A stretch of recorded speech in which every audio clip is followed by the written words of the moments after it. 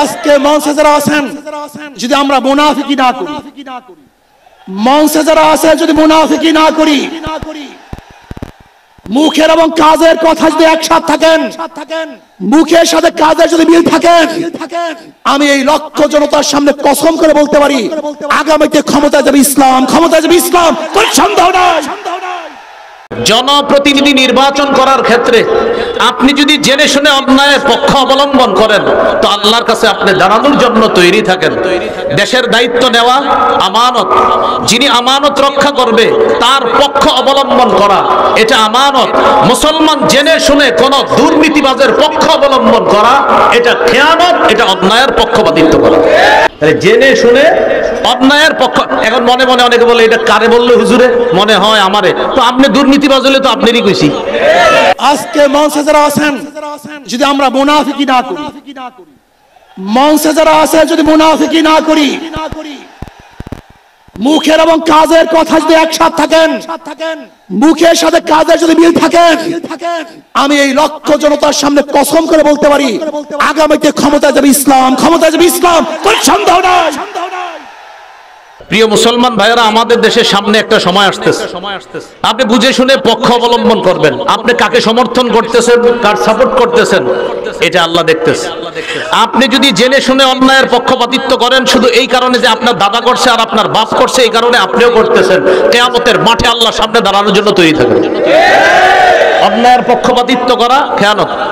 সূরা নিসা 103 নম্বর আয়াতে আল্লাহ বলেন, ওয়ালা তাকুন লিল খাইনিনা খাসিমা, নবী খেয়ানতকারীদের পক্ষ অবলম্বনকারী আপনি হবেন না।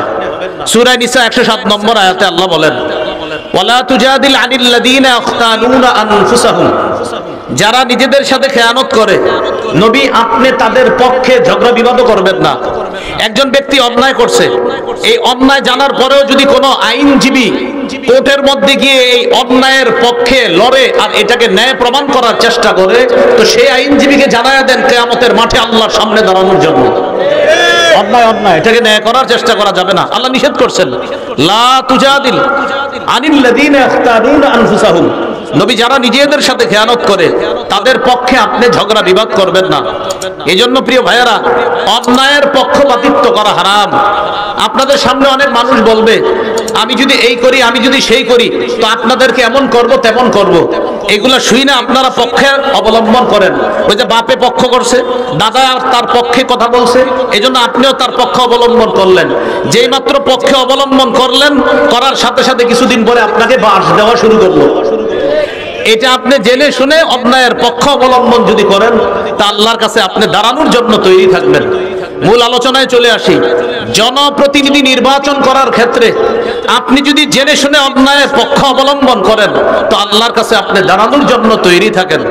দেশের দায়িত্ব নেওয়া আমানত, যিনি আমানত রক্ষা করবে তার পক্ষ অবলম্বন করা এটা আমানত। মুসলমান জেনে শুনে কোন দুর্নীতিবাজের পক্ষ অবলম্বন করা এটা খেয়ানত, এটা অন্যায়ের পক্ষপাতিত্ব করা। এটা আসলেই ঠিক, এটা রেডিমেড ঠিক না। মাহফিলে অনেক সময় হুদাই ঠিক কোন, কিন্তু এটা আসলেই ঠিক।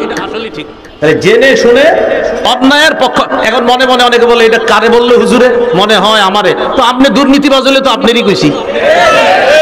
যদি বলেন না না না এটা তো আমি না, তো আপনি না।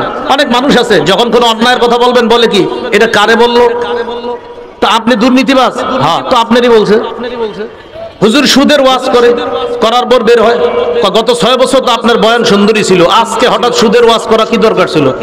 তো হুজুর জিজ্ঞাসা করে আপনি সুদ খান? কয় না, কি বলেন, মাঝে মাঝে একটু ছোট কিস্তি দেই। তো ওয়াজ তো আপনারই করা হয়েছে। এজন্য আমাদের সমাজে যে যেই অপরাধে আছে ওই অপরাধের ওয়াজ করলে এটা তার গায়ে লেগে যায় এবং সে ওই অপরাধের পক্ষ অবলম্বন করে ভালো মানুষের উপর আক্রমণ চালানোর চেষ্টা করে। এজন্য অপরাধ কেউ নিজের ঘাড়ে নিবেন না। আজকের এই অংশটা সবচেয়ে গুরুত্বপূর্ণ একটা অংশ। বুঝে শুনে পক্ষ অবলম্বন করবেন। কোন অন্যায়ের পক্ষপাতিত্ব যদি করেন তো আল্লাহর সামনে দাঁড়ানোর জন্য তৈরি থাকেন। আমি আল্লাহর কসম করে বলছি, অন্যায়ের পক্ষ অবলম্বন যদি করেন তো আল্লাহর সামনে দাঁড়ানোর জন্য তৈরি থাকেন। আল্লাহ আমাদেরকে কথাগুলো বুঝার তৌফিক দান করেন। ভুল পরামর্শ দেওয়া খেয়ানত। আবু দাউদের হাদিস, 3657 নম্বর হাদিস। এই হাদিসের মধ্যে আসছে মান আশারা আলা আখিহি বিআমরিন ইয়ালামু আন্না রুশদা ফি গায়রিহি ফাকাদ খানা। কেউ যদি কোনো ব্যক্তিকে এমন বিষয়ে পরামর্শ দেয় সে জানে এটা সঠিক পরামর্শ না, আমি ওনাকে একটা পরামর্শ দিলাম, আমি জানি পরামর্শটা সঠিক না, ইচ্ছা করেই দিছি উল্টা পরামর্শ, রাসূল বলেন এটা খেয়ানত করলা। ভুল পরামর্শ দেওয়া খেয়ানত।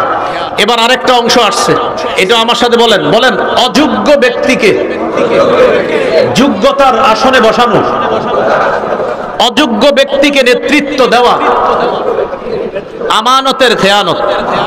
আবার অযোগ্য ব্যক্তিকে নেতৃত্ব দেওয়া আমানতের খেয়ানত। সহিহ মুসলিমের হাদিস 1825 নম্বর হাদিস, কিতাবুল ইমারাহ বাবু কারাহাতিল ইমারাহ মিন গায়রি যুরুরা। এই অধ্যায়ে ইমাম মুসলিম রাহমাতুল্লাহ আলাইহি একটা হাদিস আনছেন। নবীজির একজন সাহাবী নাম আবু যর, তিনি নবীজির একদিন বলে আল্লাহ তাস্তামিলুনি, হুজুর আপনি অনেককে প্রাদেশিক গভর্নর বানান, আমাকে আপনি গভর্নর বানাইতে পারেন না? এক সাহাবী নবীজিরে বললেন হুজুর আপনি আমাকে গভর্নর বানাইতে পারেন না? নবীজি বললেন ইয়া আবু যর ইন্নাকা দাঈফ, আবু যর তুমি দুর্বল মানুষ, তুমি পারবা না এত বড় দায়িত্ব পালন করতে। ইন্নাহা আমানা, গভর্নরের পদ এটা আমানত। ওয়া ইন্নাহা ইয়াউমাল কিয়ামাতি খিজিয়ুন ওয়া নাদামা, এই আমানতের খেয়ানত যে করবে কিয়ামতের ময়দানে এটা লাঞ্ছিত হওয়ার কারণ হবে, এটা অপদস্থ আর অপমানিত হওয়ার কারণ হবে। নবীজি কি বুঝাইতে চাইলেন? গভর্নরের পদে অধিষ্ঠিত হওয়া, রাষ্ট্রের কোন দায়িত্বের জায়গায় বসে আপনি যদি আমানতের খেয়ানত করেন, খিজিয়ুন কিয়ামতের ময়দানে লাঞ্ছিত হবেন, অনাদামা অনুতপ্ত হবেন। তো নবীজি তার সাহাবী আবু যরকে বললেন আবু যর তুমি দুর্বল মানুষ, তুমি এই দায়িত্ব নিয়ে এটা সুচারুরূপে পালন করতে পারবা না। হ্যাঁ ইল্লা মান আখাযাহা বিহাক্কিহা ওয়া আদ্দাল্লাযী আলাইহি ফিহা, যেই ব্যক্তি দেশের দায়িত্ব নেওয়ার পর আমানত যথাযথভাবে পালন করতে পারবে, রাস্তা করে দেওয়ার কথা বলে রডের কথা বলে যারা রডই দিবে বাঁশ না দিবে, এই ব্যক্তি কিয়ামতের ময়দানে লাঞ্ছিত হবে না, বরং আরশের ছায়াতলে 7 ব্যক্তিকে আল্লাহ জায়গা দিবে, এর মধ্যে এই ব্যক্তিকেও আল্লাহ অন্তর্ভুক্ত করবেন। তাহলে কি শিখলাম? গভর্নরের দায়িত্ব, দেশের দায়িত্ব, এলাকার দায়িত্ব, ওয়ার্ডের দায়িত্ব, এগুলো আমানত। এই দায়িত্বের যদি একটু উল্টাপাল্টা হয় কিয়ামতের ময়দানে লাঞ্ছিত হতে হবে, অপমানিত হতে হবে। আল্লাহ হেফাজত করেন। মিথ্যা কথা বলা এটা খেয়ানত। রাসূলুল্লাহ সাল্লাল্লাহু আলাইহি সাল্লাম বলেন কাবুরাত খিয়ানাতান তুহাদ্দিসু হাদিসান হুয়া লাকা মুসাদ্দিকুন ওয়া আনতা বিহি কাযিব। মন দিয়ে শুনেন, নবীজি বলেন এটা কত বড় খেয়ানত। তুমি মানুষের সামনে যা বলতেছো মানুষ ভাবতেছে হ্যাঁ এটাই সত্য কথা, কিন্তু তুমি জানো এটা মিথ্যা কথা। আবার দেখেন নবী বলেন এটা কত বড় খেয়ানত, তুমি যা বলতেছো মানুষ মনে করে এটাই সত্যি কথা, কিন্তু আসলে এটা মিথ্যা কথা। আল্লাহ নবী বলেন এটা অনেক বড় খেয়ানত। যেমন আমি আপনাদের সামনে বৈশা বলতেছি আমি এই, আমি সেই, আমি এটা করেছি, আমি সেটা করেছি, আমি এই করব, আমি সেই করব। গতবার আমাকে আপনারা পান নাই, এজন্য আপনারা অনেক সমস্যায় ছিলেন, এগুলো আপনাদেরকে বুঝাইতেছি, আপনারা এমন করতেছেন, মাথা নাড়াইতেছেন, হ হ হ আসলে ঠিক, আসলে ঠিক না, আমি মনে মনে জানি এখন খালি আপনাদেরকে বুঝাইতেছি আসলে ঠিক, একটু পরে বুঝামো আসলে কোনটা। তো নবী বলেন তুমি এমন কথা মানুষকে বলো আর মানুষ মাথা নাড়ায় বুঝায় যে তুমি সত্য বলতেছো, তো তুমি জানো যে তুমি মিথ্যা বলতেছো। নবী বলেন এটা কত বড় খেয়ানত, তুমি যে মানুষকে বলো যেটা মানুষ মনে করে সত্য, আসলে তুমি বলতেছো মিথ্যা কথা, তাহলে এটা সবচেয়ে বড় একটা খেয়ানত। স্বামী স্ত্রীর গোপন কথা বাহিরে বলা এটা খেয়ানত।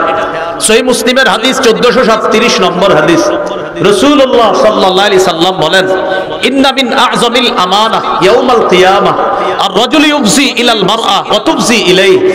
কোন স্বামী তার স্ত্রীর সাথে আর স্ত্রী তার স্বামীর সাথে আল্লাহ প্রদত্ত বৈধ সম্পর্ক স্থাপন করেছে, করার পর সুম্মা ইয়ানশুরু সিররাহা, এই স্বামী তার বন্ধুদের কাছে তাদের গোপন কথা বলে বেড়ায় আর এই স্ত্রী তার বান্ধবীদের কাছে তাদের গোপন কথা বলে বেড়ায়। এটা কত লজ্জাজনক বিষয়। বিয়ে হয়েছে নতুন, বাসর হয়েছে, বন্ধুরা বন্ধুকে জিজ্ঞাসা করে ভাবির কি খবর, আর বান্ধবীরা ওই বান্ধবীকে জিজ্ঞাসা করে ভাইয়ের কি খবর। এবার বান্ধবী ভাইয়ের সবকিছু বলতে থাকে আর বন্ধু তার স্ত্রীর সবকিছু বলতে থাকে। নবী বলেন কিয়ামতের ময়দানে আল্লাহর কাছে তুমি সবচেয়ে বড় খেয়ানতকারী হিসাবে গণ্য হবে। সাবধান, নিজেদের গোপন কথা বন্ধুদের কাছে না বলা, এগুলো অন্যায়। এগুলো বর্তমান জেনারেশন যারা ইয়াং নতুন বিয়ে করে সে তার স্ত্রীর সব কথা বন্ধুদের কাছে বলে বেড়ায়, এটা ঠিক না, এটা অন্যায়। আল্লাহ আমাদেরকে হেফাজত করেন। সর্বশেষ কথা, এটা একটু সবাই বলি, বলেন যে খেয়ানত করে তার সাথেও আমরা খেয়ানত করব না। আবার যে খেয়ানত করে তার সাথেও আমরা খেয়ানত করব না। রাসূলুল্লাহ সাল্লাল্লাহু আলাইহি সাল্লাম বলেন, আদ্দিল আমানাতা ইলা মানি তামানাকা, যে তোমার কাছে আমানত রেখেছে এই আমানত তুমি আদায় করে দাও। ওয়ালা তাকুন মান খানাকা, যে তোমার সাথে খেয়ানত করে তুমি তার সাথে খেয়ানত করবা না। যে তোমার সাথে খেয়ানত করে তুমি তার সাথে খেয়ানত করবা না। মুমিনের 14 নম্বর বৈশিষ্ট্যটা আপনাদের সামনে বললাম, মুমিন হবে আমানতদার। এই আমানতের উপর অনেকগুলা কথা বললাম, এগুলো আমরা মনে রাখবো।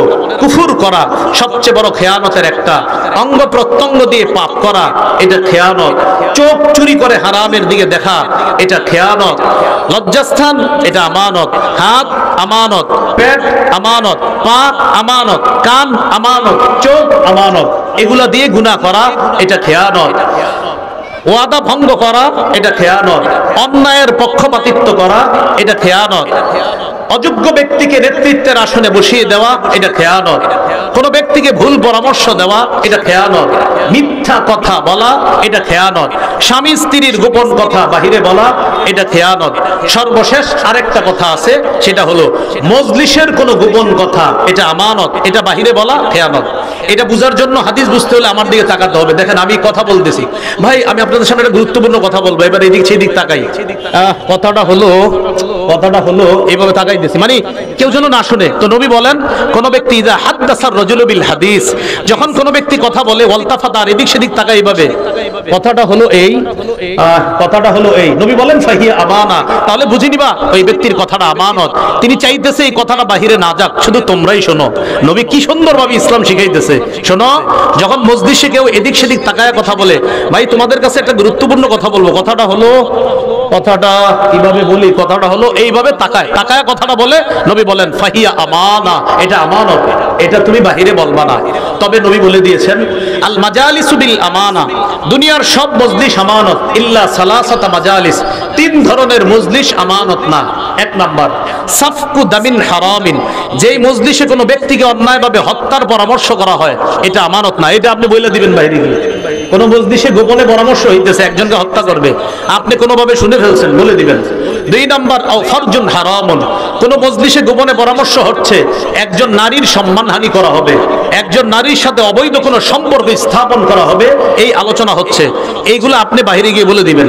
3 নাম্বার আও ইকতিতাউ মালিন বিগাইরি হাক্কিন, মজলিসে গোপনে পরামর্শ হচ্ছে ডাকাতি করবে, ছিনতাই করবে, চুরি করবে, আলোচনা হইতেছে, শোনো ডাকাতিটা এইভাবে করব, তুমি ওই মাথায় থাকবা, আমি ওই মাথায়, অমুক ওই মাথায়, এইভাবে ডাকাতির প্ল্যান হচ্ছে, আপনি এটা শুনে ফেলছেন। নবী বলেন এটা আমানত না, এটা তুমি বাহিরে গিয়ে বলে দিবা। তাহলে এখান থেকে বুঝলাম, অন্যায় কোনো কথা মজলিসের মধ্যে হওয়া, যেটা মুসলমানের হক নষ্ট করা হয়, সেই কথা বাহিরে বলে দেওয়া, এটা খেয়ানত হবে না, এটা আমানতের খেয়ানত হবে না। আল্লাহ আমাদের সকলকে যে কথাগুলো বললাম মনে রাখার তৌফিক দান করেন। এবার আমি আধা মিনিটে পুরো 14টা বলে দিচ্ছি, দেখেন তো আপনাদের মনে আসে কিনা। 1, সন্দেহ ছাড়া আল্লাহ আর তার রাসূলকে বিশ্বাস করা। 2, আল্লাহর রাস্তায় জানমাল নিয়ে জিহাদ করা। 3, জিকির করলে আপনার অন্তর ভীত সন্ত্রস্ত হওয়া। 4, কোরআন তেলাওয়াত করলে ঈমান বেড়ে যাওয়া। 5, রবের উপর ভরসা করা।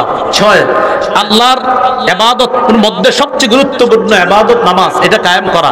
7, যাকাত আদায় করা।